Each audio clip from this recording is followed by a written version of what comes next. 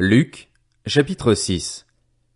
Un jour de sabbat, appelé second premier, Jésus traversait des champs de blé. Ses disciples arrachaient des épis et les mangeaient après les avoir froissés dans leurs mains. Quelques pharisiens leur dirent: Pourquoi faites-vous ce qu'il n'est pas permis de faire pendant le sabbat? Jésus leur répondit: N'avez-vous pas lu ce qu'a fait David, lorsqu'il a eu faim, lui et ses compagnons? Il est entré dans la maison de Dieu, a pris les pains consacrés, en a mangé et en a donné même à ses compagnons, bien qu'il ne soit permis qu'aux prêtres de les manger. Puis il leur dit: Le Fils de l'homme est le Seigneur même du sabbat. Un autre jour de sabbat, Jésus entra dans la synagogue et se mit à enseigner. Là se trouvait un homme dont la main droite était paralysée. Les spécialistes de la loi et les pharisiens observaient Jésus pour voir s'il ferait une guérison le jour du sabbat, afin d'avoir un motif pour l'accuser. Mais Jésus connaissait leurs pensées et il dit à l'homme qui avait la main paralysée: Lève-toi et tiens-toi là au milieu. Il se leva et se tint debout. Jésus leur dit: Je vous demande s'il est permis, le jour du sabbat, de faire du bien ou de faire du mal, de sauver une personne ou de la tuer. Alors il promena son regard sur eux tous et dit à l'homme: Tends ta main. Il le fit et sa main fut guérie, elle fut saine comme l'autre. Ils furent remplis de fureur et se consultèrent pour savoir ce qu'ils feraient à Jésus.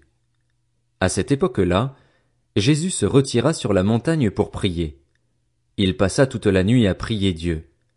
Quand le jour fut levé, il appela ses disciples et il en choisit parmi eux 12 auxquels il donna le nom d'apôtres: Simon, qu'il appela aussi Pierre, André, son frère, Jacques, Jean, Philippe, Barthélemy, Matthieu, Thomas, Jacques, fils d'Alphée, Simon, appelé le Zélote, Jude, fils de Jacques, et Judas l'Iscariote, celui qui devint un traître.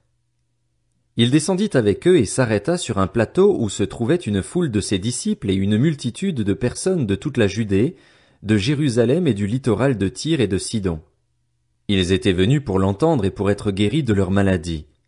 Ceux qui étaient tourmentés par des esprits impurs étaient guéris, et toute la foule cherchait à le toucher parce qu'une force sortait de lui et les guérissait tous.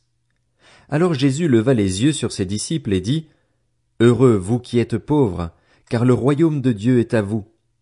Heureux vous qui avez faim maintenant, car vous serez rassasiés. Heureux vous qui pleurez maintenant, car vous rirez. Heureux serez-vous lorsque les hommes vous détesteront, lorsqu'ils vous chasseront, vous insulteront et vous rejetteront comme des êtres infâmes à cause du Fils de l'homme. Réjouissez-vous, ce jour-là, et sautez de joie, parce que votre récompense sera grande dans le ciel. En effet, c'est de la même manière que leurs ancêtres traitaient les prophètes. Mais malheur à vous, riches, car vous avez votre consolation. Malheur à vous qui êtes comblés maintenant, car vous aurez faim. Malheur à vous qui riez maintenant, car vous serez dans le deuil et dans les larmes.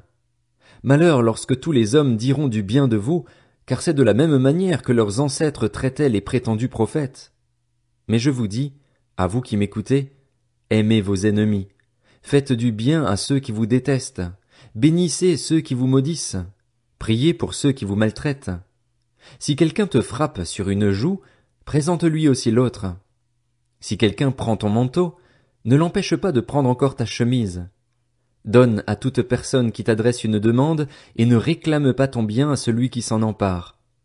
Ce que vous voulez que les hommes fassent pour vous, faites-le vous aussi de même pour eux. Si vous aimez ceux qui vous aiment, quelle reconnaissance en avez-vous? En effet, les pécheurs aussi aiment ceux qui les aiment. Si vous faites du bien à ceux qui vous font du bien, quelle estime en avez-vous? En effet, les pécheurs aussi agissent de même. Et si vous prêtez à ceux dont vous espérez recevoir en retour, quel gré vous en sait-on? En effet, les pécheurs aussi prêtent aux pécheurs afin de recevoir l'équivalent. Mais aimez vos ennemis, faites du bien et prêtez sans rien espérer en retour. Votre récompense sera grande et vous serez fils du Très-Haut, car il est bon pour les ingrats et pour les méchants. Soyez donc pleins de compassion, tout comme votre Père aussi est plein de compassion. Ne jugez pas et vous ne serez pas jugés. Ne condamnez pas et vous ne serez pas condamnés. Pardonnez et vous serez pardonnés. Donnez et on vous donnera. On versera dans le pan de votre vêtement une bonne mesure, tassée, secouée et qui déborde, car on utilisera pour vous la même mesure que celle dont vous vous serez servis. Il leur dit aussi cette parabole. Un aveugle peut-il conduire un aveugle? Ne tomberont-ils pas tous deux dans un fossé? Le disciple n'est pas supérieur à son maître, mais tout disciple bien formé sera comme son maître. Pourquoi vois-tu la paille qui est dans l'œil de ton frère et ne remarques-tu pas la poutre qui est dans ton propre œil? Ou comment peux-tu dire à ton frère, Frère, laisse-moi enlever la paille qui est dans ton œil, toi qui ne vois pas la poutre qui est dans le tien? Hypocrite, enlève d'abord la poutre de ton œil, et alors tu verras clair pour retirer la paille qui est dans l'œil de ton frère. Un bon arbre ne porte pas de mauvais fruits, ni un mauvais arbre de bons fruits. En effet, chaque arbre se reconnaît à son fruit. On ne cueille pas des figues sur des ronces et l'on ne vendange pas des raisins sur des ronces. L'homme bon tire de bonnes choses du bon trésor de son cœur, et celui qui est mauvais tire de mauvaises choses du mauvais trésor de son cœur. En effet, sa bouche exprime ce dont son cœur est plein.